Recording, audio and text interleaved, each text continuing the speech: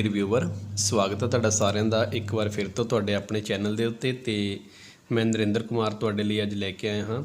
India ਤੇ पाकिस्तान ਦੇ ਜਿਹੜੇ ਰਿਲੇਸ਼ਨਸ ਨੇ, इंडो पाक रिलेशन, ਉਹਦੇ ਉੱਤੇ ਅਸੀਂ ਅੱਜ ਇਹ ਵੀਡੀਓ ਲੈ ਕੇ ਆਏ ਹਾਂ। ਇਹ ਵੀਡੀਓ ਇਸ ਕਰਕੇ ਇੰਪੋਰਟੈਂਟ ਹੈ ਕਿਉਂਕਿ ਇਹ ਪੰਜਾਬ ਸਕੂਲ ਸਿੱਖਿਆ ਬੋਰਡ ਦੇ +2 ਦੇ ਜਿਹੜੇ ਵਿਦਿਆਰਥੀ ਨੇ ਉਹਨਾਂ ਦੇ ਲੈਸਨ ਨੰਬਰ 25 ਦੇ ਵਿੱਚ ਇਹ ਟੌਪਿਕ ਹੈ। ਔਰ ਇਸੇ ਦੇ ਨਾਲ ਜਿਹੜੇ 10th ਕਲਾਸ ਦੇ ਜਿਹੜੇ ਵਿਦਿਆਰਥੀ ਨੇ ਉਹਨਾਂ ਦਾ ਜਿਹੜਾ ਨਾਗਰਿਕ ਸ਼ਾਸਤਰ ਵਾਲਾ ਆਖਰੀ ਲੈਸਨ ਹੈ, ਭਾਰਤ ਦੀ ਵਿਦੇਸ਼ ਨੀਤੀ ਵਾਲਾ, ਤਾਂ ਉਹਦੇ ਵਿੱਚ ਇਹ ਟੌਪਿਕ ਹੈ ਲੈਸਨ ਨੰਬਰ 5 ਨਾਗਰਿਕ ਸ਼ਾਸਤਰ ਦੇ ਵਿੱਚ। ਤਾਂ ਦੋਨੋਂ ਹੀ ਕਲਾਸਾਂ ਦੇ ਲਈ ਇਹ ਟੌਪਿਕ ਜਿਹੜਾ ਮੈਂ ਕਵਰ ਕਰਨ ਜਾ ਰਿਹਾ ਅਤੇ ਇਹਦੇ ਵਿੱਚ ਅਸੀਂ ਡਿਟੇਲ 'ਚ ਚਰਚਾ ਕਰਾਂਗੇ ਇੰਡੀਆ ਅਤੇ ਪਾਕਿਸਤਾਨ ਦੇ ਰਿਲੇਸ਼ਨ ਦੀ। ਜਿਵੇਂ ਕਿ ਅਸੀਂ ਜਾਣਦੇ ਹਾਂ ਕਿ ਇੰਡੀਆ ਹੈ ਜਿਹੜਾ 15 ਅਗਸਤ 1947 ਨੂੰ ਆਜ਼ਾਦ ਹੋਇਆ ਸੀ। ਔਰ ਇਹ ਮੁਲਕ ਦੋਨੋਂ ਪਹਿਲਾਂ ਇਕੱਠੇ ਸਨ, ਲੇਕਿਨ ਅੰਗਰੇਜ਼ਾਂ ਨੇ ਦੋਨੋਂ ਦੇਸ਼ਾਂ ਨੂੰ ਆਖਿਰ ਦੇ ਵਿੱਚ ਡਿਵਾਈਡ ਕਰਕੇ ਚਲੇ ਗਏ ਸਨ ਕਿਉਂਕਿ ਪਾਕਿਸਤਾਨ ਦੇ ਵੱਲੋਂ ਜਿਹੜੀ ਮੁਸਲਮਾਨ ਲੀਗ ਪਾਰਟੀ ਬਣੀ ਸੀ ਉਹਨਾਂ ਨੇ ਡਿਮਾਂਡ ਕੀਤੀ ਕਿ ਸਾਨੂੰ ਜਿਹੜਾ ਧਰਮ ਦੇ ਨਾਮ ਦੇ ਉੱਤੇ 2 ਦੇਸ਼ ਚਾਹੀਦੇ ਨੇ, ਇੱਕ ਇੰਡੀਆ ਅਤੇ ਇੱਕ ਪਾਕਿਸਤਾਨ। ਕਿਉਂਕਿ ਉਸ ਸਮੇਂ ਮੁਹੰਮਦ ਅਲੀ ਜਿੰਨਾ ਨੇ ਇੱਕ ਥਿਊਰੀ ਦਿੱਤੀ ਸੀ, ਇੱਕ ਸਿਧਾਂਤ ਦਿੱਤਾ ਸੀ ਜਿਸ ਨੂੰ ਅਸੀਂ ਬੋਲਦੇ ਹਾਂ 2 ਨੇਸ਼ਨ ਥਿਊਰੀ। 2 ਨੇਸ਼ਨ ਥਿਊਰੀ ਦਾ ਜਿਹੜਾ ਸਿਧਾਂਤ ਹੈ ਉਹ ਦਿੱਤਾ ਗਿਆ ਹੈ ਮੁਹੰਮਦ ਅਲੀ ਜਿੰਨਾ ਦੁਆਰਾ, ਜਿਨ੍ਹਾਂ ਨੇ 2 ਨੇਸ਼ਨ ਥਿਊਰੀ ਦੇ ਵਿੱਚ ਇਹ ਕਿਹਾ ਕਿ ਜੇਕਰ ਦੇਸ਼ ਦੇ ਵਿੱਚ ਧਰਮ 2 ਹਨ ਤਾਂ ਫਿਰ ਮੁਲਕ ਵੀ 2 ਬਣਨੇ ਚਾਹੀਦੇ ਨੇ। ਕਿਤੇ ਨਾ ਕਿਤੇ ਇਸ ਗੱਲ ਨੂੰ ਸਪੋਰਟ ਕੀਤੀ ਸੀ ਮੁਹੰਮਦ ਅਲੀ ਜਿੰਨਾ ਦੇ ਇਸ ਕਨਸੈਪਟ ਨੂੰ ਸਪੋਰਟ ਕਰ ਰਹੇ ਸਨ ਅੰਗਰੇਜ਼, ਕਿਉਂਕਿ ਅੰਗਰੇਜ਼ ਚਾਹੁੰਦੇ ਸਨ ਕਿ ਇਹਨਾਂ ਦੇ ਉੱਤੇ ਡਿਵਾਈਡ ਐਂਡ ਰੂਲ ਦੀ ਜਿਹੜੀ ਪੋਲਿਸੀ ਹੈ ਉਹ ਅਪਲਾਈ ਕੀਤੀ ਜਾਵੇ। ਔਰ ਇਸੇ ਦੀ ਡਿਮਾਂਡ ਦੇ ਉੱਤੇ ਹੀ ਇੰਡੀਆ ਦੇ ਜਿਹੜੇ 2 ਹਿੱਸੇ ਕੀਤੇ ਗਏ, ਇੱਕ ਇੰਡੀਆ ਬਣਾਇਆ ਗਿਆ ਅਤੇ ਇੱਕ ਬਣਾਇਆ ਗਿਆ ਪਾਕਿਸਤਾਨ। ਇੰਡੀਆ ਦੀ ਆਜ਼ਾਦੀ 15 ਅਗਸਤ 1947 ਨੂੰ ਹੋਈ, ਜਦਕਿ ਪਾਕਿਸਤਾਨ ਸਾਡੇ ਤੋਂ ਇੱਕ ਰਾਤ ਪਹਿਲਾਂ ਹੀ ਅੱਧੀ ਰਾਤ ਨੂੰ ਜਿਹੜਾ ਦੇਸ਼ ਦੇ ਵਿੱਚੋਂ ਮੁਸਲਮਾਨ ਲੋਕ ਸਨ ਜਿਹੜੇ ਚਲੇ ਗਏ ਸਨ, ਉਹਨਾਂ ਨੂੰ ਆਪਸ਼ਨ ਦਿੱਤਾ ਗਿਆ ਸੀ ਕਿ ਜੇਕਰ ਉਹ ਭਾਰਤ ਰਹਿਣਾ ਚਾਹੁੰਦੇ ਨੇ ਤਾਂ ਭਾਰਤ ਰਹਿਣ, ਅਗਰ ਉਹ ਪਾਕਿਸਤਾਨ ਜਾਣਾ ਚਾਹੁੰਦੇ ਨੇ ਤਾਂ ਪਾਕਿਸਤਾਨ ਚਲੇ ਜਾਣ। ਇਸੇ ਤਰੀਕੇ ਨਾਲ ਹਿੰਦੂਆਂ ਦੇ ਕੋਲ ਵੀ ਆਪਸ਼ਨ ਸੀ, ਅਗਰ ਉਹ ਪਾਕਿਸਤਾਨ 'ਚ ਰਹਿਣਾ ਚਾਹੁੰਦੇ ਆ ਤਾਂ ਪਾਕਿਸਤਾਨ 'ਚ ਰਹਿ ਸਕਦੇ ਆ, ਅਗਰ ਉਹ ਇੰਡੀਆ 'ਚ ਰਹਿਣਾ ਚਾਹੁੰਦੇ ਆ ਤਾਂ ਇੰਡੀਆ ਦੇ ਵਿੱਚ ਰਹਿ ਸਕਦੇ ਆ। ਜਿਵੇਂ ਹੀ ਦੋਨੋਂ ਦੇਸ਼ ਇੱਕ ਦੂਸਰੇ ਤੋਂ ਅਲੱਗ ਹੋਏ ਤਾਂ ਇਹਨਾਂ ਦੇ ਸਾਹਮਣੇ ਜਿਹੜੀ ਸਭ ਤੋਂ ਪਹਿਲੀ ਵੱਡੀ ਸਮੱਸਿਆ ਸ਼ੁਰੂ ਹੋਈ ਉਹ ਸਾਡੇ ਕੋਲ ਸਮੱਸਿਆ ਸੀ ਕਸ਼ਮੀਰ ਦੀ ਸਮੱਸਿਆ। ਇਹ ਅੱਜ ਵੀ ਚੱਲਦੀ ਆ ਰਹੀ ਹੈ ਜਦੋਂ ਦਾ ਦੇਸ਼ ਆਜ਼ਾਦ ਹੋਇਆ। ਹੁਣ ਇਹ ਸਮੱਸਿਆ ਹੈ ਕੀ ਹੈ ਅਤੇ ਉਸ ਸਮੇਂ ਜਿਹੜੀ ਇਹ ਸਮੱਸਿਆ ਕਿਉਂ ਉਤਪੰਨ ਹੋਈ, ਇਹਦੇ ਅਸੀਂ ਕਾਰਨਾਂ ਬਾਰੇ ਚਰਚਾ ਕਰਦੇ ਹਾਂ। ਤਾਂ ਜਿਵੇਂ ਹੀ ਇੰਡੀਆ ਅਤੇ ਪਾਕਿਸਤਾਨ ਦੀ ਵੰਡ ਕੀਤੀ ਜਾ ਰਹੀ ਸੀ ਤਾਂ ਉਹਦੇ ਵਿੱਚ ਇੱਕ ਮੇਨ ਸਾਡੀ ਪ੍ਰੋਬਲਮ ਹੈਗੀ ਸੀ ਜਿਹੜੀਆਂ ਦੇਸੀ ਰਿਆਸਤਾਂ ਦੀ। ਦੇਸੀ ਰਿਆਸਤਾਂ ਦਾ ਮਤਲਬ ਪ੍ਰਿੰਸੀ ਸਟੇਟ, ਰਾਜੇ ਮਹਾਰਾਜੇ ਦੀਆਂ ਰਿਆਸਤਾਂ, ਕਿਉਂਕਿ ਇਹਨਾਂ ਦੇ ਉੱਪਰ ਕਿਸੇ ਦਾ ਕੰਟਰੋਲ ਨਹੀਂ ਸੀ। ਰਾਜੇ ਮਹਾਰਾਜੇ ਨੇ ਜਿਹੜੇ ਉਹ ਆਪਣੀ ਆਪਣੀ ਸਟੇਟਾਂ ਦੇ ਵਿੱਚ ਆਜ਼ਾਦ ਸਨ ਅਤੇ ਇਹਨਾਂ ਰਾਜਿਆਂ ਨੂੰ ਆਪਸ਼ਨ ਦਿੱਤਾ ਗਿਆ ਸੀ ਕਿ ਜੇਕਰ ਉਹ ਰਾਜੇ ਇੰਡੀਆ ਨੂੰ ਜੁਆਇਨ ਕਰਨਾ ਚਾਹੁੰਦੇ ਨੇ ਤਾਂ ਇੰਡੀਆ 'ਚ ਐਮਰਜੈਂਸ ਹੋ ਜਾਣ, ਅਗਰ ਉਹ ਪਾਕਿਸਤਾਨ ਦੇ ਨਾਲ ਜਾਣਾ ਚਾਹੁੰਦੇ ਨੇ ਤਾਂ ਪਾਕਿਸਤਾਨ ਦੇ ਨਾਲ ਜਾ ਸਕਦੇ ਨੇ, ਅਗਰ ਉਹ ਚਾਹੁੰਦੇ ਨੇ ਕਿ ਅਸੀਂ ਨਾ ਇੰਡੀਆ ਨਾਲ ਜਾਣਾ ਅਤੇ ਨਾ ਪਾਕਿਸਤਾਨ ਨਾਲ ਜਾਣਾ ਤਾਂ ਉਹ ਨਿਊਟਰਲ ਰਹਿ ਸਕਦੇ ਨੇ। ਮਤਲਬ ਉਹਨਾਂ ਕੋਲ 3 ਆਪਸ਼ਨ ਸਨ। ਤਾਂ ਬਹੁਤ ਸਾਰੇ ਜਿਹੜੇ ਦੇਸੀ ਰਿਆਸਤਾਂ ਦੇ ਜਿਹੜੇ ਰਾਜੇ ਸਨ, ਲਗਭਗ ਉਸ ਸਮੇਂ ਭਾਰਤ ਦੇ ਵਿੱਚ 593 ਦੇ ਆਸ-ਪਾਸ ਜਿਹੜੀਆਂ ਦੇਸੀ ਰਿਆਸਤਾਂ ਸਨ, ਅਤੇ ਇਹਨਾਂ ਦੇਸੀ ਰਿਆਸਤਾਂ ਨੂੰ ਇਕੱਠੇ ਕਰਨ ਦਾ ਜਿਹੜਾ ਕੰਮ ਸੀ ਉਹ ਕੀਤਾ ਸੀ ਸਰਦਾਰ ਵੱਲਭ ਭਾਈ ਪਟੇਲ ਨੇ। ਸਰਦਾਰ ਵੱਲਭ ਭਾਈ ਪਟੇਲ ਨੇ ਤਾਂ ਸਾਰੇ ਦੇ ਸਾਰੇ ਦੇਸੀ ਰਿਆਸਤਾਂ ਦੇ ਵਿੱਚੋਂ ਜਿਹੜੇ ਲਗਭਗ ਰਾਜੇ ਮੰਨ ਗਏ ਸਨ, ਪਰ ਸਾਡੇ ਕੁਛ ਜਿਹੜੇ ਅਜਿਹੇ ਰਾਜੇ ਸਨ ਜਿਨ੍ਹਾਂ ਨੇ ਕਿਹਾ ਕਿ ਨਾ ਅਸੀਂ ਭਾਰਤ ਜੁਆਇਨ ਕਰਨਾ ਅਤੇ ਨਾ ਅਸੀਂ ਪਾਕਿਸਤਾਨ ਜੁਆਇਨ ਕਰਨਾ। ਇਹਦੇ ਵਿੱਚ ਜਿਹੜੇ ਰਾਜੇ ਸਨ ਰਿਆਸਤਾਂ ਦੇ, ਇੱਕ ਤਾਂ ਸਨ ਹੈਦਰਾਬਾਦ ਦੇ ਰਾਜਾ ਜਿਨ੍ਹਾਂ ਦਾ ਨਾਮ ਸੀ ਨਿਜ਼ਾਮ ਉਸਮਾਨ ਅਲੀ ਖਾਨ ਸਦੀਕੀ, ਇੱਕ ਸਾਡੇ ਸਨ ਜੂਨਾਗੜ੍ਹ ਦੇ ਰਾਜਾ। ਜੂਨਾਗੜ੍ਹ ਦੇ ਜਿਹੜੇ ਰਾਜਾ ਸਨ ਉਹਨਾਂ ਦਾ ਨਾਮ ਸੀ ਮੁਹਾਵਤ ਖਾਨ, ਇਹਨਾਂ ਨੇ ਵੀ ਕਿਹਾ ਕਿ ਮੈਂ ਨਿਊਟਰਲ ਰਹਿਣਾ। ਇਸੇ ਤਰੀਕੇ ਨਾਲ ਜਿਹੜੇ ਕਸ਼ਮੀਰ ਦਾ ਜਿਹੜਾ ਰਾਜਾ ਸੀ ਜੰਮੂ ਕਸ਼ਮੀਰ ਦਾ, ਜਿਨ੍ਹਾਂ ਦਾ ਨਾਮ ਸੀ ਹਰੀ ਸਿੰਘ, ਜੋ ਕਿ ਸਾਡੇ ਇਸ ਟੌਪਿਕ ਦੇ ਨਾਲ ਰਿਲੇਟਡ ਨੇ, ਹਰੀ ਸਿੰਘ। ਤਾਂ ਇਹ ਜਿਹੜੀ ਰਿਆਸਤਾਂ ਸਨ ਇਹ ਨਹੀਂ ਮੰਨ ਰਹੀਆਂ ਸਨ। ਇਹ ਕਹਿੰਦੇ ਸੀ ਕਿ ਅਸੀਂ ਨਾ ਅਸੀਂ ਪਾਕਿਸਤਾਨ ਜੁਆਇਨ ਕਰਨਾ ਅਤੇ ਨਾ ਅਸੀਂ ਇੰਡੀਆ ਜੁਆਇਨ ਕਰਨਾ, ਦੋਨਾਂ ਤੋਂ ਜੁਆਇਨ ਕਰਨ ਤੋਂ ਇਨਕਾਰ ਕਰਤਾ ਸੀ। ਔਰ ਜਿਹੜਾ ਹਰੀ ਸਿੰਘ ਸੀ ਇਹ ਦੇਖਿਆ ਜਾਵੇ ਤਾਂ ਇੱਕ ਹਿੰਦੂ ਰਾਜਾ ਸੀ, ਪਰ ਇੱਥੋਂ ਦੀ ਜਿਹੜੀ ਜੰਮੂ ਕਸ਼ਮੀਰ ਦੀ ਜਿਹੜੀ ਜ਼ਿਆਦਾ ਕਰਕੇ ਆਵਾਮ ਸੀ ਜਾਂ ਜਿਹੜੀ ਆਬਾਦੀ ਸੀ ਉਹ ਕਿਹਨਾਂ ਦੀ ਸੀ, ਮੁਸਲਮਾਨਾਂ ਦੀ ਸੀ। ਅਤੇ ਪਾਕਿਸਤਾਨ ਚਾਹੁੰਦਾ ਸੀ ਕਿ ਇਸ ਇਲਾਕੇ ਦੇ ਵਿੱਚ ਮੁਸਲਮਾਨ ਜ਼ਿਆਦਾ ਨੇ ਤਾਂ ਇਹ ਇਲਾਕਾ ਅਸੀਂ ਆਪਣੇ ਨਾਲ ਮਿਲਾ ਲਈਏ, ਲੇਕਿਨ ਰਾਜਾ ਹਿੰਦੂ ਹੋਣ ਕਰਕੇ ਉਹ ਨਾ ਤਾਂ ਉਹ ਇਹ ਨਹੀਂ ਕਿ ਹਿੰਦੂ ਹੈ ਤਾਂ ਉਹ ਹਿੰਦੁਸਤਾਨ ਨੂੰ ਹੀ ਸਪੋਰਟ ਕਰਨਾ ਚਾਹੁੰਦਾ ਸੀ, ਤਾਂ ਜਾਂ ਉੱਥੋਂ ਦੀ ਆਬਾਦੀ ਜ਼ਿਆਦਾ ਤਾਂ ਮੁਸਲਮਾਨ ਨੂੰ ਹੀ ਸਪੋਰਟ ਕਰਦੀ ਸੀ। ਉਹ ਜਿਹੜਾ ਏਰੀਆ ਸੀ ਜੰਮੂ ਕਸ਼ਮੀਰ ਦਾ ਉਹ ਰਹਿਣਾ ਚਾਹੁੰਦਾ ਸੀ ਨਿਊਟਰਲ। ਔਰ ਪਾਕਿਸਤਾਨ ਜਿਹੜਾ ਇਸ ਗੱਲ ਨੂੰ ਜਾਣਦਾ ਸੀ ਕਿ ਜਿਹੜੇ ਮੁਸਲਮਾਨ ਲੋਕ ਨੇ ਜਿਹੜੇ ਕਿ ਜੰਮੂ ਕਸ਼ਮੀਰ 'ਚ ਰਹਿੰਦੇ ਨੇ ਉਹ ਸਾਨੂੰ ਕਿਤੇ ਨਾ ਕਿਤੇ ਸਪੋਰਟ ਕਰਨਗੇ।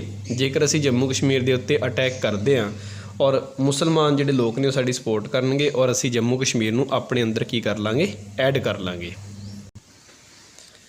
ਤਾਂ ਜੰਮੂ ਕਸ਼ਮੀਰ ਦੇ ਵਿੱਚ ਪਾਕਿਸਤਾਨ ਨੇ ਇਸੇ ਗੱਲ ਦਾ ਫਾਇਦਾ ਉਠਾਉਂਦੇ ਹੋਏ ਅਗਸਤ ਦੇ ਮਹੀਨੇ ਦੇ ਵਿੱਚ ਆਜ਼ਾਦੀ ਮਿਲੀ ਸੀ ਅਤੇ ਅਕਤੂਬਰ 1947 ਦੇ ਵਿੱਚ ਹੀ ਪਾਕਿਸਤਾਨ ਵੱਲੋਂ ਕੁਛ ਜਿਹੜੇ ਹਥਿਆਰਬੰਦ ਜਿਹੜੇ ਆਤੰਕਵਾਦੀ ਕਹਿ ਲਓ ਚਾਹੇ ਇਹਨਾਂ ਨੂੰ, ਹਥਿਆਰਬੰਦ ਜਿਹੜੇ ਵਿਅਕਤੀ ਸਨ ਉਹ ਭੇਜੇ ਗਏ ਅਤੇ ਉਹਨਾਂ ਨੂੰ ਇਹ ਕਿਹਾ ਗਿਆ ਕਿ ਤੁਸੀਂ ਜੰਮੂ ਕਸ਼ਮੀਰ ਦੇ ਉੱਤੇ ਅਟੈਕ ਕਰੋ ਅਤੇ ਉੱਥੋਂ ਦੇ ਰਾਜੇ ਨੂੰ ਜਾਂ ਤਾਂ ਮਾਰ ਕੇ ਜਾਂ ਗ੍ਰਿਫਤਾਰ ਕਰਕੇ ਜਾਂ ਧਮਕੀ ਦੇ ਕੇ ਸਾਈਨ ਕਰਵਾ ਲਓ ਅਤੇ ਅਸੀਂ ਜੰਮੂ ਕਸ਼ਮੀਰ ਦੇ ਉੱਪਰ ਕੀ ਕਰ ਲਾਂਗੇ, ਕਬਜ਼ਾ ਕਰ ਲਾਂਗੇ। ਲੇਕਿਨ ਜਿਹੜਾ ਜੰਮੂ ਕਸ਼ਮੀਰ ਦਾ ਜਿਹੜਾ ਰਾਜਾ ਸੀ ਹਰੀ ਸਿੰਘ, ਉਹ ਇਹ ਚਾਹੁੰਦਾ ਸੀ ਕਿ ਮੈਂ ਦੋਨੋਂ ਦੇਸ਼ਾਂ ਤੋਂ ਕੀ ਰਵਾਂ, ਅਲੱਗ ਰਵਾਂ, ਨਾ ਮੈਂ ਇੰਡੀਆ ਜੁਆਇਨ ਕਰਨਾ ਅਤੇ ਨਾ ਮੈਂ ਪਾਕਿਸਤਾਨ ਜੁਆਇਨ ਕਰਨਾ। ਤਾਂ ਹਰੀ ਸਿੰਘ ਇਸ ਗੱਲ ਦੇ ਉੱਤੇ ਰੁਕਿਆ ਹੋਇਆ ਸੀ। ਤਾਂ ਜਿਵੇਂ ਹੀ ਜੰਮੂ ਕਸ਼ਮੀਰ ਦੇ ਵਿੱਚ ਆਤੰਕਵਾਦੀ ਪਹੁੰਚੇ, ਹਥਿਆਰਬੰਦ ਸੈਨਾ ਪਹੁੰਚੇ, ਜਿਨ੍ਹਾਂ ਨੂੰ ਕਿ ਪ੍ਰੈਕਟੀਕਲੀ ਤਾਂ ਦੇਖਿਆ ਜਾਵੇ ਪਾਕਿਸਤਾਨ ਨੇ ਹੀ ਭੇਜਿਆ ਸੀ।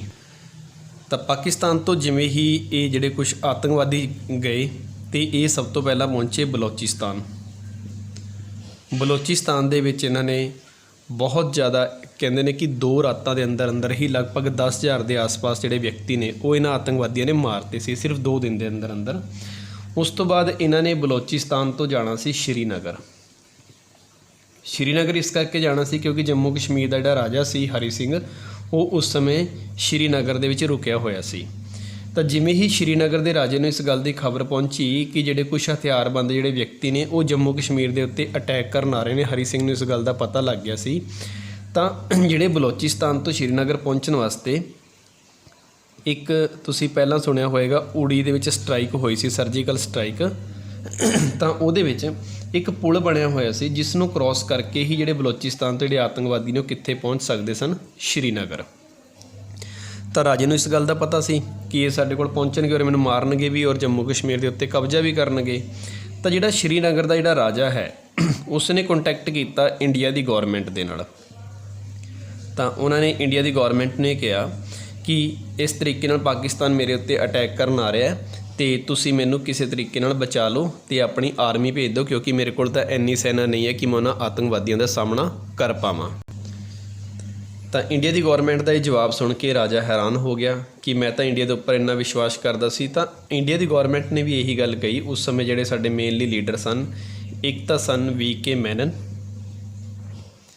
ਇੱਕ ਸਨ ਸਰਦਾਰ ਵੱਲਭ ਭਾਈ ਪਟੇਲ ਅਤੇ ਇੱਕ ਸਨ ਪੰਡਿਤ ਜਵਾਹਰ ਲਾਲ ਨਹਿਰੂ। ਅਤੇ ਕੁਛ ਉਸ ਸਮੇਂ ਦੇ ਸਾਡੇ ਜਿਹੜੇ ਵੱਡੇ ਲੀਡਰ ਸਨ ਜਿਨ੍ਹਾਂ ਨੂੰ ਰਾਜਨੀਤੀ ਦੇ ਮਾਹਿਰ ਮੰਨਿਆ ਜਾਂਦਾ ਸੀ, ਡਿਪਲੋਮੈਟ ਦੇ ਵਿੱਚ ਕਾਫੀ ਮਸ਼ਹੂਰ ਸਨ। ਤਾਂ ਇਹਨਾਂ ਨੇ ਰਾਜੇ ਨੂੰ ਜਵਾਬ ਦਿੱਤਾ ਕਿ ਰਾਜਾ ਸਾਹਿਬ, ਅਸੀਂ ਆਪਣੀ ਆਰਮੀ ਤੁਹਾਡੇ ਇਲਾਕੇ 'ਚ ਕਿਵੇਂ ਭੇਜ ਦਈਏ? ਤੁਸੀਂ ਕਿਹੜਾ ਸਾਡੇ ਨਾਲ ਸਮਝੌਤਾ ਕੀਤਾ ਹੋਇਆ? ਕਿਉਂਕਿ ਤੁਹਾਨੂੰ ਕਿਹਾ ਸੀ ਕਿ ਤੁਸੀਂ ਇੰਡੀਆ ਦੇ ਵਿੱਚ ਐਡ ਹੋ ਜਾਓ। ਬਾਕੀ ਸਾਰੇ ਰਾਜੇ ਮੰਨ ਗਏ ਸਨ, ਲੇਕਿਨ ਤੁਸੀਂ ਕਹਿ ਰਹੇ ਸੀ ਕਿ ਅਸੀਂ ਇੰਡੀਆ ਦੇ ਵਿੱਚ ਐਡ ਨਹੀਂ ਹੋਣਾ। ਜਦੋਂ ਤੁਸੀਂ ਸਾਡੇ ਦੇਸ਼ ਦੇ ਪਾਰਟ ਹੀ ਨਹੀਂ ਹੈਗੇ, ਤੁਸੀਂ ਆਪਣੇ ਆਪ ਨੂੰ ਨਿਊਟਰਲ ਕਹਿੰਦੇ ਹੋ, ਤਾਂ ਇੰਡੀਆ ਆਪਣੀ ਆਰਮੀ ਕਿਵੇਂ ਭੇਜ ਸਕਦਾ ਤੁਹਾਡੇ ਤੱਕ? ਤਾਂ ਰਾਜਾ ਨੇ ਕਹਿੰਦਾ ਕਿ ਠੀਕ ਹੈ, ਮੈਂ ਤੁਹਾਡੇ ਜਿਹੜਾ ਐਗਰੀਮੈਂਟ ਹੈ ਉਹਦੇ ਉੱਤੇ ਸਾਈਨ ਕਰਨ ਵਾਸਤੇ ਤਿਆਰ ਹਾਂ, ਲੇਕਿਨ ਮੈਨੂੰ ਬਚਾ ਲਓ। ਤਾਂ ਜਿਵੇਂ ਹੀ ਰਾਜਾ ਇਸ ਗੱਲ ਵਾਸਤੇ ਐਗਰੀ ਹੋ ਗਿਆ, ਜਿਸ ਕਾਗਜ਼ ਦੇ ਟੁਕੜੇ ਦੇ ਉੱਤੇ ਰਾਜੇ ਤੋਂ ਸਾਈਨ ਕਰਾਏ ਜਾਂਦੇ ਸਨ, ਇੰਸਟਰੂਮੈਂਟ ਆਫ ਐਕਸੈਸ਼ਨ ਬੋਲਦੇ ਉਸ ਨੂੰ, ਇੰਸਟਰੂਮੈਂਟ ਆਫ ਐਕਸੈਸ਼ਨ, ਜਿਸ ਕਾਗਜ਼ ਦੇ ਟੁਕੜੇ ਦੇ ਉੱਪਰ ਰਾਜੇ ਤੋਂ ਕੀ ਕਰਾਏ ਜਾਂਦੇ ਸਨ, ਸਾਈਨ ਕਰਾਏ ਜਾਂਦੇ ਸਨ। ਜਿੰਨੀਆਂ ਵੀ ਦੇਸੀ ਰਿਆਸਤਾਂ ਸੀ ਉਹਨਾਂ ਰਾਜਿਆਂ ਦੇ ਸਾਈਨ ਕਰਨ ਦੇ ਵਾਸਤੇ ਇੱਕ ਪੇਜ ਤਿਆਰ ਕੀਤਾ ਗਿਆ ਸੀ ਜਿਹਦੇ ਉੱਤੇ ਸ਼ਰਤਾਂ ਲਿਖੀਆਂ ਗਈਆਂ ਸੀ ਨਾ ਕਿ ਉਹ ਕਿਹੜੀਆਂ ਗੱਲਾਂ ਨੇ ਜਿਹੜੀਆਂ ਭਾਰਤ ਸਰਕਾਰ ਦੀਆਂ ਮੰਨੇਗਾ। ਤਾਂ ਜਿਵੇਂ ਹੀ ਰਾਜਾ ਇਹਨਾਂ ਕੋਲ ਮਦਦ ਵਾਸਤੇ ਪਹੁੰਚਿਆ, ਇਹਨੇ ਕਿਹਾ ਕਿ ਠੀਕ ਹੈ ਮੈਂ ਤੁਹਾਡੇ ਨਾਲ ਤਿਆਰ ਹਾਂ ਮਿਲਣ ਵਾਸਤੇ। ਤਾਂ ਉਹਨਾਂ ਨੇ ਉਹਦੇ ਸਾਹਮਣੇ ਇੱਕ ਕਾਗਜ਼ ਦਾ ਟੁਕੜਾ ਰੱਖਤਾ ਕਿ ਪਹਿਲਾਂ ਇਸ ਇੰਸਟਰੂਮੈਂਟ ਆਫ ਐਕਸੈਸ਼ਨ ਦੇ ਉੱਤੇ ਕੀ ਕਰੋ ਰਾਜਾ ਸਾਹਿਬ, ਸਾਈਨ ਕਰੋ, ਫਿਰ ਅਸੀਂ ਆਪਣੀ ਆਰਮੀ ਹੈ ਜਿਹੜੀ ਤੁਹਾਡੇ ਤੱਕ ਭੇਜਾਂਗੇ। ਤਾਂ ਰਾਜਾ ਕਹਿੰਦਾ ਕਿ ਮੈਂ ਸਾਈਨ ਤਾਂ ਕਰ ਦਾਂਗਾ, ਲੇਕਿਨ ਮੈਨੂੰ ਕੁਛ ਸਪੈਸ਼ਲ ਕੀ ਚਾਹੀਦੀਆਂ ਨੇ, ਛੂਟ ਚਾਹੀਦੀਆਂ ਨੇ। ਮਤਲਬ ਕਿ ਜੋ ਰੂਲ ਤੁਸੀਂ ਇੰਡੀਆ ਦੀ ਬਾਕੀ ਸਟੇਟਾਂ ਵਾਸਤੇ ਬਣਾਏ ਹੋਏ ਨੇ ਉਹ ਸਾਰੇ ਰੂਲ ਮੈਂ ਨਹੀਂ ਮੰਨਾਂਗਾ। ਮੇਰੇ ਸਟੇਟ ਨੂੰ ਕੁਛ ਸਪੈਸ਼ਲ ਕੀ ਚਾਹੀਦੀਆਂ ਨੇ, ਪ੍ਰੋਵੀਜ਼ਨਸ ਚਾਹੀਦੀਆਂ ਨੇ। ਔਰ ਇਸੇ ਕਰਕੇ ਫਿਰ VK ਮੈਨਨ ਨੇ ਅਤੇ ਸਰਦਾਰ ਪਟੇਲ ਨੇ ਇਹ ਸੋਚਿਆ ਕਿ ਜੇਕਰ ਅਸੀਂ ਹੁਣ ਇਹਦੀਆਂ ਕੁਝ ਸ਼ਰਤਾਂ ਨਾ ਮੰਨੀਆਂ ਰਾਜੇ ਦੀਆਂ, ਤਾਂ ਕੱਲ੍ਹ ਨੂੰ ਅਸੀਂ ਇਹਦਾ ਸਾਥ ਨਾ ਦਿੱਤਾ ਜਾਂ ਆਰਮੀ ਨਾ ਭੇਜੀ, ਤਾਂ ਕੱਲ੍ਹ ਨੂੰ ਪਾਕਿਸਤਾਨ ਇਹਦੇ 'ਤੇ ਕਦੇ ਵੀ ਅਟੈਕ ਕਰਕੇ ਜੰਮੂ ਕਸ਼ਮੀਰ ਸਾਡੇ ਹੱਥੋਂ ਚਲਾ ਜਾਏਗਾ। ਕਿ ਠੀਕ ਅਗਰ ਰਾਜਾ ਇੰਸਟਰੂਮੈਂਟ ਦੇ ਉੱਤੇ ਸਾਈਨ ਕਰਨ ਵਾਸਤੇ ਤਿਆਰ ਹੈ ਪਰ ਕੁਝ ਸਪੈਸ਼ਲ ਛੂਟ ਮੰਗਦਾ ਹੈ ਤਾਂ ਇਸ ਨੂੰ ਦੇ ਦਿਓ। ਤਾਂ ਉਸੇ ਸਮੇਂ ਇੰਡੀਆ ਦੇ ਵਿੱਚ ਜਿਹੜਾ ਆਰਟੀਕਲ 370 ਤਿਆਰ ਕੀਤਾ ਗਿਆ ਔਰ ਆਰਟੀਕਲ 370 ਦੇ ਤਹਿਤ ਜੰਮੂ ਕਸ਼ਮੀਰ ਦੇ ਰਾਜੇ ਨੂੰ ਕੁਝ ਸਪੈਸ਼ਲ ਜਿਹੜੀਆਂ ਸੁਵਿਧਾਵਾਂ ਦਿੱਤੀਆਂ ਗਈਆਂ। ਔਰ ਇੰਨੀ ਹੀ ਦੇਰ ਦੇ ਵਿੱਚ ਜਿਹੜਾ VK ਮੈਨਨ ਤੇ ਸਰਦਾਰ ਜਿਹੜਾ ਪਟੇਲ ਹੈ ਉਹਨਾਂ ਨੇ ਜਾ ਕੇ ਜਿਹੜਾ ਉੜੀ ਵਾਲਾ ਜਿਹੜਾ ਪੁਲ ਹੈ, ਜਿਹੜਾ ਇਹ ਪੁਲ ਬਣਿਆ ਹੋਇਆ ਸੀ, ਇਸ ਪੁਲ ਨੂੰ ਬੰਬ ਦੇ ਨਾਲ ਉਡਾ ਦਿੱਤਾ ਤਾਂ ਕਿ ਜਿਹੜੇ ਬਲੋਚਿਸਤਾਨ ਤੋਂ ਆਤੰਕਵਾਦੀ ਨੇ ਜਿਹੜੇ ਉਹ ਸ਼੍ਰੀਨਗਰ ਤੱਕ ਨਾ ਪਹੁੰਚ ਸਕਣ। ਤਾਂ ਉੜੀ ਵਾਲੇ ਪੁਲ ਨੂੰ ਬੰਬ ਦੇ ਨਾਲ ਉਡਾਉਣ ਤੋਂ ਬਾਅਦ VK ਮੈਨਨ ਤੇ ਸਰਦਾਰ ਪਟੇਲ ਨੇ ਜਿਹੜੀ ਕਾਰਵਾਈ ਸ਼ੁਰੂ ਕਰਤੀ ਕਿਉਂਕਿ ਰਾਜੇ ਨੇ ਇੰਡੀਆ ਨੂੰ ਸਵੀਕਾਰ ਕਰ ਲਿਆ ਸੀ। ਹਾਲਾਂਕਿ ਉਹਨੂੰ ਕੁਝ ਸਪੈਸ਼ਲ ਪ੍ਰੋਵੀਜ਼ਨ ਦਿੱਤੀਆਂ, ਸੁਵਿਧਾਵਾਂ ਦਿੱਤੀਆਂ ਜੰਮੂ ਕਸ਼ਮੀਰ ਨੂੰ ਐਕਸਟਰਾ ਬਾਕੀ ਸਟੇਟਾਂ ਨਾਲੋਂ, ਪਰ ਉੱਥੇ ਸਾਡੀ ਲੜਾਈ ਹੈ ਜਿਹੜੀ ਪਾਕਿਸਤਾਨ ਦੇ ਨਾਲ ਕਾਫੀ ਦੇਰ ਚੱਲਦੀ ਰਹੀ ਅਤੇ ਜਿਹੜੇ 10,000 ਦੇ ਆਸ-ਪਾਸ ਜਿਹੜੇ ਆਤੰਕਵਾਦੀ ਇੰਡੀਆ 'ਚ ਆਏ ਸਨ ਤਾਂ ਉਹਨਾਂ ਨੂੰ ਅਸੀਂ ਮਾਰ ਗਿਰਾਇਆ ਅਤੇ ਜੰਮੂ ਕਸ਼ਮੀਰ ਸਾਡੇ ਇੰਡੀਆ ਦਾ ਇੱਕ ਪਾਰਟ ਬਣ ਗਿਆ। ਲੇਕਿਨ ਉਸ ਨੂੰ ਆਰਟੀਕਲ 370 ਦੇ ਅਕੋਰਡਿੰਗ ਕੁਝ ਸਪੈਸ਼ਲ ਜਿਹੜੀਆਂ ਪ੍ਰੋਵੀਜ਼ਨਸ ਨੇ ਉਹ ਦਿੱਤੀਆਂ ਗਈਆਂ। ਤਾਂ ਇਸ ਤਰੀਕੇ ਨਾਲ ਜੰਮੂ ਕਸ਼ਮੀਰ ਇੰਡੀਆ ਦਾ ਕੀ ਬਣਿਆ, ਪਾਰਟ ਬਣਿਆ। ਤਾਂ ਪਰ ਇੱਥੋਂ ਹੀ ਸਾਡੇ ਸੰਬੰਧ ਖਰਾਬ ਹੋ ਗਏ ਸਨ ਕਸ਼ਮੀਰ ਦੇ ਮੁੱਦੇ ਨੂੰ ਲੈ ਕੇ ਅਤੇ ਕਸ਼ਮੀਰ ਦੀ ਸਮੱਸਿਆ ਹੈ ਜਿਹੜੀ ਭਾਰਤ ਅਤੇ ਪਾਕਿਸਤਾਨ ਦੇ ਵਿਚਕਾਰ ਖੜੀ ਹੋ ਗਈ। ਇਹ ਤੁਹਾਡੀ ਸਟੋਰੀ ਸੀ ਟੋਟਲੀ ਜੰਮੂ ਕਸ਼ਮੀਰ ਦੀ ਸਟਾਰਟਿੰਗ ਦੀ। ਆਰਟੀਕਲ 370 ਆਪਣੇ ਆਪ ਦੇ ਵਿੱਚ ਇੱਕ ਬਹੁਤ ਲੰਬਾ ਟੌਪਿਕ ਹੈ, ਉਸ ਦੇ ਉੱਤੇ ਕਦੇ ਫਿਰ ਵਿਸ਼ੇਸ਼ ਰੂਪ 'ਚ ਚਰਚਾ ਕਰਾਂਗੇ ਉਹ ਕਿਵੇਂ ਬਣਿਆ, ਉਹ 'ਚ ਕਿਹੜੀ ਕਿਹੜੀ ਪ੍ਰੋਵੀਜ਼ਨ ਸਨ, ਉਹ ਸਾਰੀ ਵੀਡੀਓ ਜਿਹੜੀ ਆਪਾਂ ਬਾਅਦ 'ਚ ਕਵਰ ਕਰਾਂਗੇ। ਇਹ ਸੀ ਤੁਹਾਡਾ ਫਸਟ ਪੁਆਇੰਟ। ਤਾਂ ਇਹ ਜਿਹੜੇ ਸਾਈਨ ਇੰਸਟਰੂਮੈਂਟ ਆਫ ਐਕਸੈਸ਼ਨ ਦੇ ਉੱਤੇ ਕੀਤੇ ਗਏ ਸਨ ਇਹ ਸਨ 26 ਅਕਤੂਬਰ 1947 ਨੂੰ। ਤਾਂ ਜੰਮੂ ਕਸ਼ਮੀਰ ਇੰਡੀਆ ਦਾ ਪਾਰਟ ਬਣ ਗਿਆ। ਇਸ ਤੋਂ ਬਾਅਦ ਜਿਹੜਾ ਸਾਡਾ ਸਮਝੌਤਿਆਂ ਦਾ ਜਿਹੜਾ ਸੈਕਿੰਡ ਪੁਆਇੰਟ ਹੈਗਾ ਉਹ ਹੈ ਸਾਡਾ ਨਹਿਰੂ ਲਿਆਕਤ ਸਮਝੌਤਾ। ਸੈਕਿੰਡ ਪੁਆਇੰਟ ਹੈ ਨਹਿਰੂ ਲਿਆਕਤ ਸਮਝੌਤਾ। ਨਹਿਰੂ ਲਿਆਕਤ ਸਮਝੌਤਾ ਹੈ ਜਿਹੜਾ ਜਿਵੇਂ ਕਿ ਨਾਮ ਤੋਂ ਹੀ ਸਪਸ਼ਟ ਹੈ ਕਿ ਇੰਡੀਆ ਦੇ ਪ੍ਰਧਾਨ ਮੰਤਰੀ ਸਨ ਪੰਡਿਤ ਜਵਾਹਰ ਲਾਲ ਨਹਿਰੂ ਅਤੇ ਇਹ ਸਨ ਪਾਕਿਸਤਾਨ ਦੇ ਪ੍ਰਧਾਨ ਮੰਤਰੀ ਲਿਆਕਤ ਅਲੀ। ਇਹਨਾਂ ਦੋਨਾਂ ਦੇ ਵਿਚਕਾਰ ਇਹ ਸਮਝੌਤਾ ਹੋਇਆ। ਇਸ ਸਮਝੌਤੇ ਦੀਆਂ ਜਿਹੜੀਆਂ ਸ਼ਰਤਾਂ ਨੇ ਉਸ ਤੋਂ ਪਹਿਲਾਂ ਤਰੀਕ ਲਿਖ ਲਓ ਇਹਦੀ 8 ਅਪ੍ਰੈਲ 1950। 8 ਅਪ੍ਰੈਲ 1950 ਨੂੰ ਦੋਨਾਂ ਮੁਲਕਾਂ ਦੇ ਜਿਹੜੇ ਪ੍ਰਧਾਨ ਮੰਤਰੀ ਨੇ ਉਹਨਾਂ ਦੇ ਵਿਚਕਾਰ ਸਮਝੌਤਾ ਹੋਇਆ। ਸਮਝੌਤੇ 'ਚ ਕੀ ਤੈਅ ਕੀਤਾ ਗਿਆ, ਇੱਕ ਗੱਲ ਤਾਂ ਇਹ ਤੈਅ ਕੀਤੀ ਗਈ ਕਿ ਜਿਹੜੇ ਵੀ ਇੰਡੀਆ ਦੇ ਵਿੱਚ ਮੁਸਲਮਾਨ ਲੋਕ ਯਾਨੀ ਕਿ ਇੰਡੀਆ ਦੇ ਵਿੱਚ ਜਿਹੜੇ ਮੁਸਲਿਮ ਲੋਕ ਰਹਿ ਰਹੇ ਨੇ, ਘੱਟ ਗਿਣਤੀ ਇਹਨਾਂ ਨੂੰ ਅਸੀਂ ਘੱਟ ਗਿਣਤੀਆਂ ਵਾਲੇ ਬੋਲਦੇ ਹਾਂ ਕਿਉਂਕਿ ਇਹਨਾਂ ਦੀ ਭਾਰਤ ਦੇ ਵਿੱਚ ਉਸ ਸਮੇਂ ਗਿਣਤੀ ਘੱਟ ਸਨ। ਜ਼ਿਆਦਾ ਕਰਕੇ ਮੁਸਲਮਾਨ ਕਿੱਥੇ ਰਹਿ ਗਏ ਸਨ, ਪਾਕਿਸਤਾਨ ਦੇ ਵਿੱਚ। ਭਾਰਤ 'ਚ ਹਿੰਦੂਆਂ ਦੀ ਗਿਣਤੀ ਜ਼ਿਆਦਾ ਸੀ ਅਤੇ ਮੁਸਲਮਾਨਾਂ ਦੀ ਗਿਣਤੀ ਸੀ ਜਿਹੜੀ ਉਹ ਘੱਟ ਸੀ। ਔਰ ਦੂਸਰੇ ਪਾਸੇ ਪਾਕਿਸਤਾਨ ਦੇ ਵਿੱਚ ਜਿਹੜੇ ਹਿੰਦੂ ਰਹਿ ਰਹੇ ਸਨ, ਇਹਨਾਂ ਦੋਨਾਂ ਦੀ ਜਿਹੜੀ ਸਿਕਿਉਰਿਟੀ ਦੀ ਜਿਹੜੀ ਜ਼ਿੰਮੇਵਾਰੀ ਹੈ ਉਹ ਦੋਨੋਂ ਮੁਲਕਾਂ ਦੇ ਜਿਹੜੇ ਮੁਖੀਆਂ ਨੇ ਲਈ। ਮੇਰੇ ਕਹਿਣ ਦਾ ਅਰਥ ਇਹ ਹੈ ਕਿ ਇੰਡੀਆ ਦੇ ਵਿੱਚ ਰਹਿਣ ਵਾਲੇ ਜਿਹੜੇ ਮੁਸਲਮਾਨ ਨੇ ਉਹਨਾਂ ਦੀ ਸਿਕਿਉਰਿਟੀ ਦੀ ਜ਼ਿੰਮੇਵਾਰੀ ਇੰਡੀਆ ਨੇ ਲਈ। ਨਹਿਰੂ ਨੇ ਕਿਹਾ ਕਿ ਮੇਰੇ ਇੰਡੀਆ ਦੇ ਵਿੱਚ ਜਿੰਨੇ ਵੀ ਮੁਸਲਮਾਨ ਜਿਹੜੇ ਲੋਕ ਰਹਿੰਦੇ ਨੇ ਉਹਨਾਂ ਨੂੰ ਆਪਣੇ ਦੇਸ਼ ਦੇ ਵਿੱਚ ਸੁਰੱਖਿਅਤ ਰੱਖਾਂਗਾ। ਔਰ ਪਾਕਿਸਤਾਨ ਦੇ ਜਿਹੜੇ ਪ੍ਰਧਾਨ ਮੰਤਰੀ ਸਨ ਲਿਆਕਤ ਅਲੀ, ਉਹਨਾਂ ਨੇ ਵੀ ਇਹ ਸਮਝੌਤਾ ਕੀਤਾ ਕਿ ਪਾਕਿਸਤਾਨ ਦੇ ਵਿੱਚ ਜਿੰਨੇ ਵੀ ਹਿੰਦੂ ਹਨ ਉਹਨਾਂ ਦੀ ਸਿਕਿਉਰਿਟੀ ਦੀ ਜ਼ਿੰਮੇਵਾਰੀ ਸਾਡੀ ਹੈ। ਦੋਨੋਂ ਮੁਲਕਾਂ ਦੇ ਵਿੱਚ ਜਿਹੜੇ ਹਿੰਦੂ ਅਤੇ ਮੁਸਲਮਾਨ ਨੇ ਉਹ ਸਿਕਿਉਰ ਰਹਿਣਗੇ। ਇਸੇ ਸਮਝੌਤੇ ਨੂੰ ਅਸੀਂ ਬੋਲਦੇ ਹਾਂ ਨਹਿਰੂ ਅਤੇ ਲਿਆਕਤ ਸਮਝੌਤਾ। ਇਹ ਸਮਝੌਤੇ ਦੀ ਤਰੀਕ ਹੈਗੀ ਹੈ 8 ਅਪ੍ਰੈਲ 1950। ਹਾਲਾਂਕਿ ਇਹ ਸਮਝੌਤਾ ਹਲੇ ਅਪ੍ਰੈਲ ਦੇ ਵਿੱਚ ਹੀ ਹੋਇਆ ਸੀ ਅਤੇ ਜੂਨ ਦੇ ਮਹੀਨੇ ਦੇ ਵਿੱਚ 2 ਮਹੀਨੇ ਬਾਅਦ ਹੀ ਲਗਭਗ ਜਿਹੜੇ ਲਿਆਕਤ ਅਲੀ ਸਨ, ਲਿਆਕਤ ਅਲੀ ਨੂੰ ਪਾਕਿਸਤਾਨ ਦਾ ਇੱਕ ਤੁਸੀਂ ਸ਼ਹਿਰ ਸੁਣਿਆ ਹੋਏਗਾ ਰਾਵਲਪਿੰਡੀ, ਜਿੱਥੋਂ ਕਿ ਪਾਕਿਸਤਾਨ ਦਾ ਜਿਹੜਾ ਬੋਲਰ ਸ਼ੋਇਬ ਅਖਤਰ ਹੈ ਰਾਵਲਪਿੰਡੀ ਐਕਸਪ੍ਰੈਸ ਬੋਲਦੇ ਹੈ। ਤਾਂ ਰਾਵਲਪਿੰਡੀ ਦੇ ਵਿੱਚ ਭਾਸ਼ਣ ਦੇਣ ਗਏ ਹੋਏ ਸਨ ਅਤੇ ਲਿਆਕਤ ਅਲੀ ਨੂੰ ਕਿਸੇ ਨੇ ਗੋਲੀ ਮਾਰਤੀ ਸੀ ਅਤੇ ਲਿਆਕਤ ਅਲੀ ਦੀ ਮੌਤ ਹੋ ਗਈ ਸੀ। ਤਾਂ ਇਸ ਸਮਝੌਤੇ ਨੂੰ ਅਸੀਂ ਪਹਿਲਾਂ ਜਿਹੜਾ ਪੜ੍ਹਿਆ ਹੈ, ਇਹ ਸਾਰਾ ਟੌਪਿਕ ਇਹ ਅਲੱਗ ਟੌਪਿਕ ਹੈ। ਤਾਂ ਇਸ ਟੌਪਿਕ ਦੇ ਵਿੱਚ ਅਸੀਂ ਨਹਿਰੂ ਅਤੇ ਲਿਆਕਤ ਦੇ ਸਮਝੌਤੇ ਦੀਆਂ ਆਹ ਸ਼ਰਤ ਯਾਦ ਰੱਖਣੀ ਕਿ ਘੱਟ ਗਿਣਤੀਆਂ ਦੀ ਸੁਰੱਖਿਆ ਦੀ ਜ਼ਿੰਮੇਵਾਰੀ ਦੋਨੋਂ ਦੇਸ਼ਾਂ ਦੇ ਮੁਖੀਆਂ ਨੇ ਲਈ ਸੀ ਔਰ ਇਹ ਸਮਝੌਤਾ 8 ਅਪ੍ਰੈਲ 1950 ਨੂੰ ਹੋਇਆ ਸੀ। ਇਸ ਤੋਂ ਬਾਅਦ ਤੀਸਰਾ ਪੁਆਇੰਟ ਹੈ ਸਾਡੇ ਕੋਲ ਨਹਿਰੂ ਅਤੇ ਨੂਨ ਸਮਝੌਤਾ। ਨਹਿਰੂ ਨੂਨ ਸਮਝੌਤਾ। ਨਹਿਰੂ ਦੇ ਨਾਮ ਤੋਂ ਕਲੀਅਰ ਹੈ ਕਿ ਪੰਡਿਤ ਜਵਾਹਰ ਲਾਲ ਨਹਿਰੂ ਜੀ ਬਾਰੇ ਗੱਲ ਹੋ ਰਹੀ ਹੈ ਅਤੇ ਨੂਨ ਉਸ ਸਮੇਂ ਪਾਕਿਸਤਾਨ ਦੇ ਪ੍ਰਧਾਨ ਮੰਤਰੀ ਸਨ ਜਿਨ੍ਹਾਂ ਦਾ ਨਾਮ ਸੀ ਪੂਰਾ ਨਾਮ ਫਿਰੋਜ਼ ਖਾਂ ਨੂਨ। ਇਹਨਾਂ ਦੋਨਾਂ ਦੇਸ਼ਾਂ ਦੇ ਜਿਹੜੇ ਮੁਖੀਆਂ ਨੇ ਉਹਨਾਂ ਦੇ ਵਿਚਕਾਰ ਇਹ ਸਮਝੌਤਾ ਹੋਇਆ ਸਤੰਬਰ 1958 ਦੇ ਵਿੱਚ। ਔਰ ਇਸ ਸਮਝੌਤੇ ਦੇ ਤਹਿਤ ਨਹਿਰੂ ਤੇ ਜਿਹੜੇ ਫਿਰੋਜ਼ ਖਾਨ ਨੂਨ ਸਨ ਉਹਨਾਂ ਨੇ ਇਸ ਗੱਲ ਦੇ ਉੱਤੇ ਐਗਰੀਮੈਂਟ ਕੀਤਾ ਕਿ ਜਿਹੜਾ ਸਾਡਾ ਪੱਛਮੀ ਪੰਜਾਬ ਹੈ, ਜਿਹਨੂੰ ਕਿ ਅਸੀਂ ਅੱਜ ਕੱਲ੍ਹ ਪਾਕਿਸਤਾਨ ਕਹਿੰਦੇ ਹਾਂ, ਇਹਨਾਂ ਦੀ ਜਿਹੜੀ ਸੀਮਾਵਾਂ ਦਾ ਵਿਵਾਦ ਹੈ ਕਿਸੇ ਪ੍ਰਕਾਰ ਦਾ, ਪੱਛਮੀ ਸੌਰੀ ਇਹਦੀ ਜਗ੍ਹਾ 'ਤੇ ਲਿਖੋ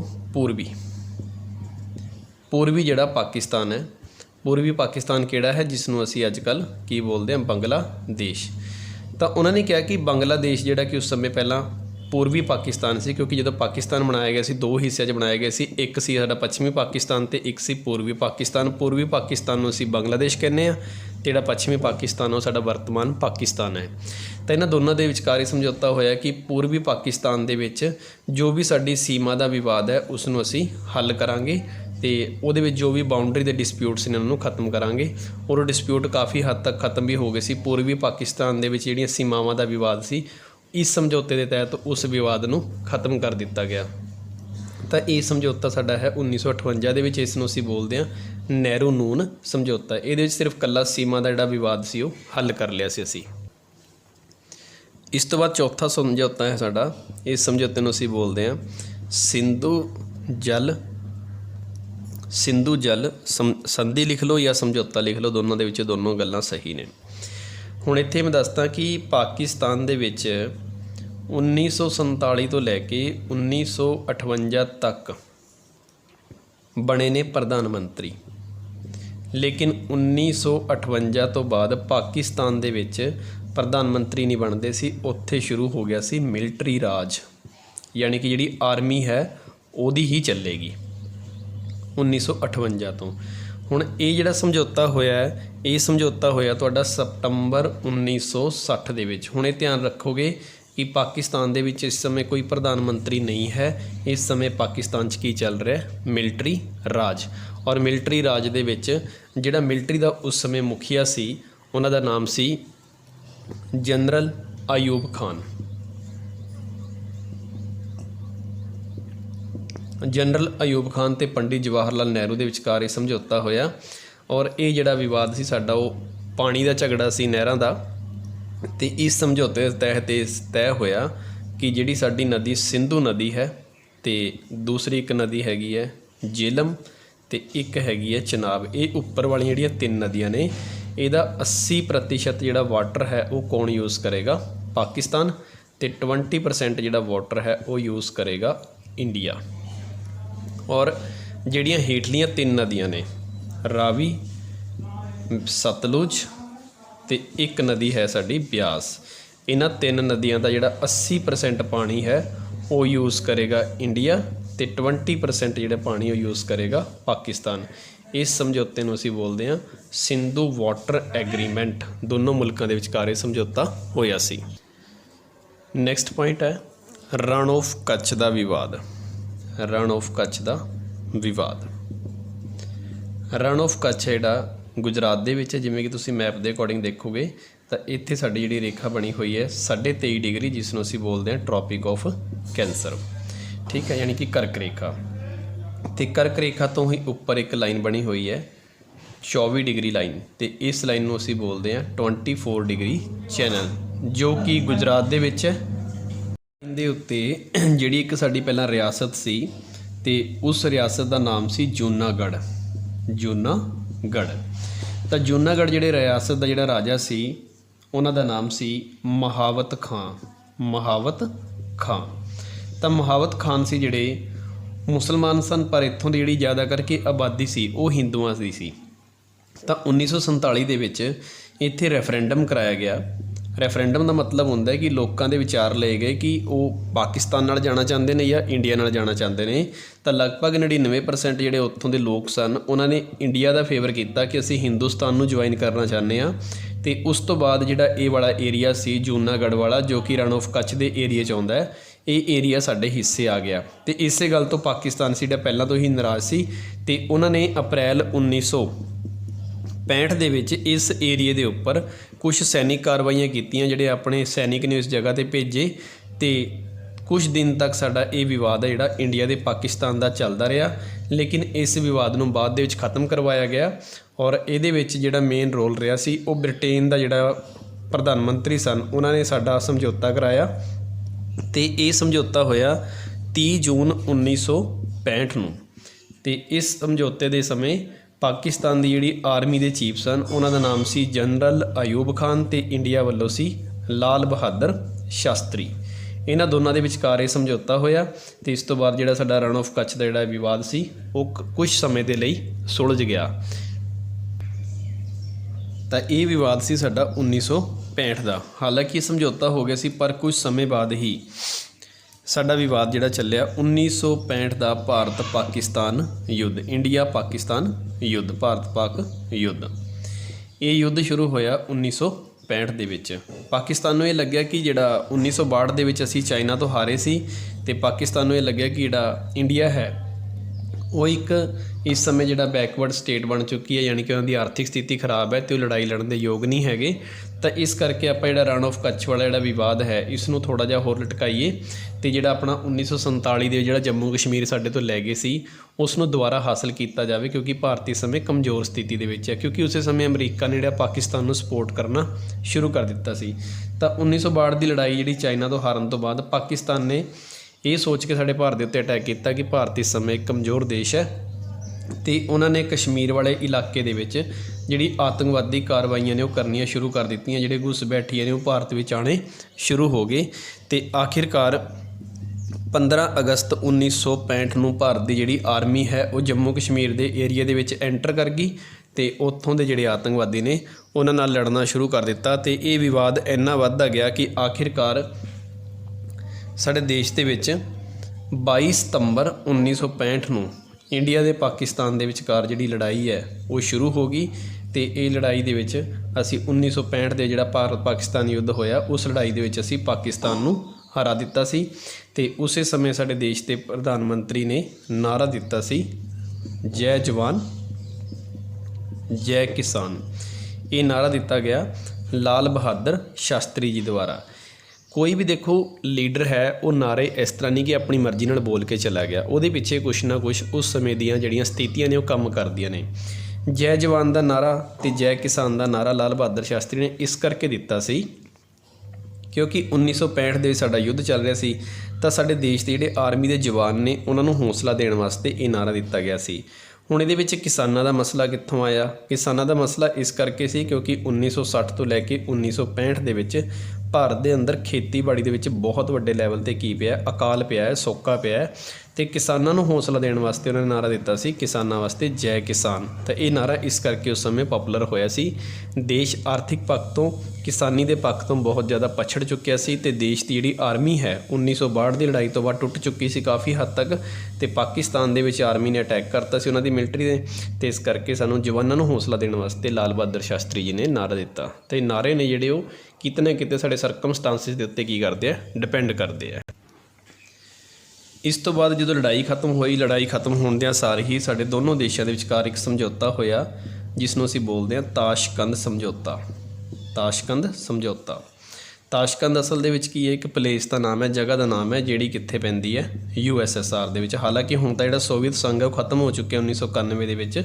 ਤਾਂ ਇਸ ਜਗ੍ਹਾ ਦੇ ਉੱਤੇ ਦੋਨੋਂ ਦੇਸ਼ਾਂ ਦਾ ਸਮਝੌਤਾ ਹੋਇਆ, ਇਸ ਲੜਾਈ ਦਾ ਹੱਲ ਕੱਢਿਆ ਗਿਆ ਤੇ ਇਹ ਮੀਟਿੰਗ ਚੱਲੀ ਲਗਭਗ 4 ਜਨਵਰੀ ਤੋਂ ਲੈ ਕੇ 10 ਜਨਵਰੀ ਤੱਕ ਇਹ ਮੀਟਿੰਗ ਚੱਲੀ ਰਾਤ ਤੱਕ ਤੇ ਇਹਨਾਂ 6 ਦਿਨਾਂ ਦੇ ਵਿੱਚ 7 ਦਿਨਾਂ ਦੇ ਵਿੱਚ ਹੀ ਗੱਲਬਾਤ ਕਰਕੇ ਰੂਸ ਤੇ ਜਿਹੜੇ ਉਸ ਸਮੇਂ ਦੇ ਮੁਖੀਆ ਸਨ, ਚੇਅਰਪਰਸਨ ਸਨ ਜਿਨ੍ਹਾਂ ਦਾ ਨਾਮ ਸੀ ਨਿਕਿਤਾ ਖਰੁਸ਼ਚੇਵ, ਨਿਕਿਤਾ ਖਰੁਸ਼ਚੇਵ, ਜੋ ਕਿ ਉਸ ਸਮੇਂ ਰੂਸ ਦੀ ਜਿਹੜੀ ਹੌਟ ਸੀਟ ਦੇ ਉੱਤੇ ਜਿਹੜੇ ਚੇਅਰਪਰਸਨ ਸਨ।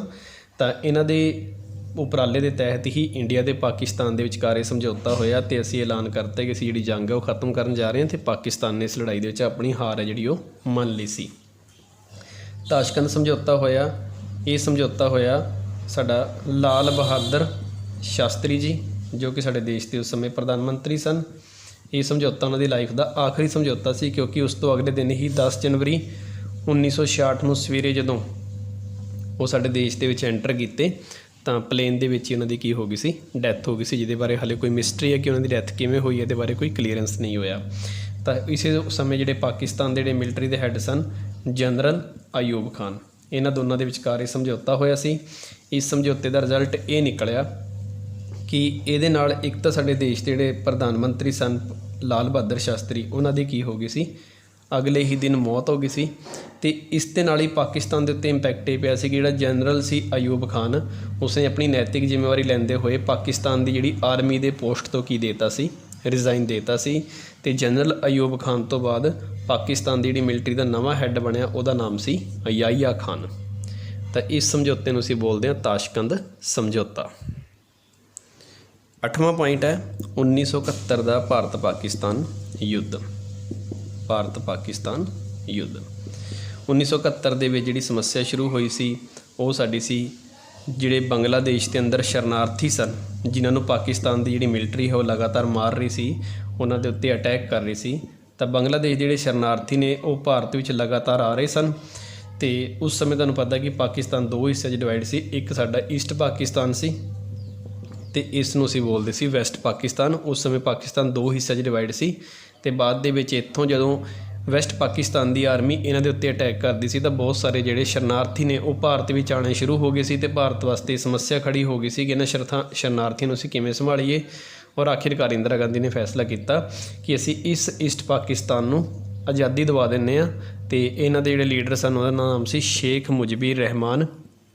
ਸ਼ੇਖ ਮੁਜਬੀਰ ਰਹਿਮਾਨ। ਤਾਂ ਇਹਨਾਂ ਦੇ ਕਹਿਣ 'ਤੇ ਹੀ ਇੰਦਰਾ ਗਾਂਧੀ ਨੇ ਇਸ ਪਾਕਿਸਤਾਨ ਦੇ ਖਿਲਾਫ ਲੜਾਈ ਲੜੀ ਤੇ 1971 ਦੇ ਯੁੱਧ ਦੇ ਵਿੱਚ ਅਸੀਂ ਪਾਕਿਸਤਾਨ ਨੂੰ ਹਰਾਤਾ ਤੇ ਜਿਹੜਾ ਈਸਟ ਪਾਕਿਸਤਾਨ ਹੈ ਉਸ ਨੂੰ ਅਸੀਂ ਇੱਕ ਨਵਾਂ ਦੇਸ਼ ਦੀ ਜਿਹੜੀ ਮਾਨਤਾ ਦੇ ਦਿੱਤੀ ਤੇ ਉਸ ਦਾ ਦੇਸ਼ ਦਾ ਨਾਮ ਰੱਖਿਆ ਗਿਆ ਬੰਗਲਾਦੇਸ਼। ਅਗਰ ਇਹਦੇ ਬਾਰੇ ਤੁਹਾਨੂੰ ਪੂਰੀ ਡਿਟੇਲ ਚਾਹੀਦੀ ਹੈ ਇਸ ਲੜਾਈ ਦੇ ਉੱਤੇ ਮੈਂ ਲਗਭਗ 20 ਤੋਂ 25 ਮਿੰਟ ਦੇ ਵਿਚਕਾਰ ਵੀਡੀਓ ਬਣਾਈ ਹੈ ਤਾਂ ਤੁਸੀਂ ਮੇਰੇ YouTube ਚੈਨਲ ਦੇ ਉੱਤੇ ਸਰਚ ਕਰ ਸਕਦੇ ਹੋ 1971 ਇੰਡੋ ਪਾਕਿਸਤਾਨ ਵਾਰ। ਤਾਂ ਕਾਫੀ ਡਿਟੇਲ ਦੇ ਵਿੱਚ ਚਰਚਾ ਕੀਤੀ ਗਈ ਹੈ। ਤਾਂ ਇੱਥੋਂ ਸਾਡੇ ਜਿਹੜੇ ਸੰਬੰਧ ਨੇ ਉਹ ਦੁਬਾਰਾ ਤੋਂ ਫਿਰ ਖਰਾਬ ਹੋ ਗਏ ਔਰ ਬੰਗਲਾਦੇਸ਼ ਵਾਸਤੇ ਅਸੀਂ ਸੰਘਰਸ਼ ਕੀਤਾ ਔਰ ਅਸੀਂ ਇਹ ਬੰਗਲਾਦੇਸ਼ ਨੂੰ ਆਜ਼ਾਦੀ ਦਿਵਾਈ ਹੈ। ਨੈਕਸਟ ਜਦੋਂ ਲੜਾਈ ਖਤਮ ਹੋਈ ਤਾਂ 1972 ਦੇ ਵਿੱਚ ਐਗਰੀਮੈਂਟ ਹੋਇਆ 1972 ਦਾ ਸ਼ਿਮਲਾ ਸਮਝੌਤਾ। ਸ਼ਿਮਲਾ ਸਮਝੌਤਾ ਸ਼ਿਮਲਾ ਦੇ ਵਿੱਚ ਇਹ ਐਗਰੀਮੈਂਟ ਹੋਇਆ ਔਰ ਇੱਥੇ ਮੈਂ ਤੁਹਾਨੂੰ ਦੱਸ ਦੇਣਾ ਚਾਹੁੰਦਾ ਕਿ 1971 ਦੇ ਵਿੱਚ ਹੀ ਪਹਿਲੀ ਵਾਰੀ ਪਾਕਿਸਤਾਨ ਦੇ ਵਿੱਚ ਇਲੈਕਸ਼ਨ ਹੋਏ ਹੈ। ਇਸ ਤੋਂ ਪਹਿਲਾਂ ਪਾਕਿਸਤਾਨ 'ਚ ਇਲੈਕਸ਼ਨ ਨਹੀਂ ਹੁੰਦੇ ਸੀ, ਪਾਕਿਸਤਾਨ ਦੇ ਵਿੱਚ ਮਿਲਟਰੀ ਰਾਜ ਸੀ। ਅੱਛਾ 1971 ਦੀ ਜਿਹੜੀ ਲੜਾਈ ਹੈ ਉਹਦੇ ਵਿੱਚ ਇੱਕ ਗੱਲ ਇਹ ਵੀ ਇੰਪੋਰਟੈਂਟ ਹੈ ਤੁਹਾਡੇ ਵਾਸਤੇ ਕਿ ਜਿਹੜਾ ਯਾਹਿਆ ਖਾਨ ਮਿਲਟਰੀ ਦਾ ਹੈੱਡ ਬਣਿਆ ਸੀ ਤਾਂ ਉਸਨੇ ਆਪਣੀ ਪੋਸਟ ਤੋਂ ਕੀ ਦੇਤਾ ਸੀ, ਰਿਜ਼ਾਈਨ। ਦੇਖੋ 65 ਵਾਲੀ ਜਿਹੜੀ ਲੜਾਈ ਹੋਈ ਸੀ ਉਹਦੇ ਵਿੱਚ ਤਾਂ ਜਿਹੜਾ ਰਿਜ਼ਾਈਨ ਦਿੱਤਾ ਸੀ ਉਹ ਦਿੱਤਾ ਸੀ ਜਨਰਲ ਅਯੂਬ ਖਾਨ ਨੇ, ਆਰਮੀ ਵਾਲੇ ਨੇ, ਇਸ ਨੇ ਰਿਜ਼ਾਈਨ ਦਿੱਤਾ ਸੀ। ਔਰ ਜਿਹੜੀ 71 ਵਾਲੀ ਲੜਾਈ ਉਹ 'ਚ ਕਿਸ ਨੇ ਦਿੱਤਾ, ਯਾਹਿਆ ਖਾਨ ਨੇ। ਦੋਨੋਂ ਮਿਲਟਰੀ ਦੇ ਜਿਹੜੇ ਹੈੱਡ ਨੇ ਉਹ ਯਾਦ ਰੱਖਣੇ ਬੜੇ ਈਜ਼ੀ ਨੇ। ਇੱਕ 65 ਵਾਲੀ ਲੜਾਈ 'ਚ ਰਿਜ਼ਾਈਨ ਦੇ ਗਿਆ ਅਤੇ ਇੱਕ ਕਿਹੜੀ 'ਚ ਦੇ ਗਿਆ, 71 ਵਾਲੀ 'ਚ। ਔਰ ਇਸ ਤੋਂ ਬਾਅਦ ਪਾਕਿਸਤਾਨ ਦੇ ਵਿੱਚ ਇਲੈਕਸ਼ਨ ਹੋਏ 1971 ਦੇ ਵਿੱਚ ਅਤੇ ਉੱਥੇ ਜਿਹੜੇ ਪਾਕਿਸਤਾਨ ਦੇ ਪ੍ਰਧਾਨ ਮੰਤਰੀ ਬਣੇ ਜ਼ੁਲਫਿਕਰ ਅਲੀ ਭੁੱਟੋ। ਇਹ ਪਾਕਿਸਤਾਨ ਦੇ ਪ੍ਰਧਾਨ ਮੰਤਰੀ ਬਣੇ ਨਵੇਂ। ਇਹ ਪਾਕਿਸਤਾਨ ਦੇ ਲੋਕਾਂ ਦੁਆਰਾ ਇਲੈਕਸ਼ਨ ਜਿੱਤ ਕੇ ਬਣਨ ਵਾਲੇ ਪਹਿਲੇ ਪ੍ਰਧਾਨ ਮੰਤਰੀ ਸਨ। ਇਹਨਾਂ ਦਾ ਸਮਝੌਤਾ ਹੋਇਆ ਸ਼੍ਰੀਮਤੀ ਇੰਦਰਾ ਗਾਂਧੀ ਜੀ ਦੇ ਨਾਲ। ਦੋਨੋਂ ਦੇਸ਼ਾਂ ਦੇ ਵਿੱਚ ਇਹ ਸਮਝੌਤਾ ਹੋਇਆ। ਇਸ ਸਮਝੌਤੇ ਦੇ ਮੈਂ 2 ਪੁਆਇੰਟ ਮੇਨ ਦੱਸਾਂਗਾ ਜੋ ਇਸ ਐਗਰੀਮੈਂਟ ਦੇ ਵਿੱਚ ਤੈਅ ਕੀਤੇ ਗਏ ਸੀ।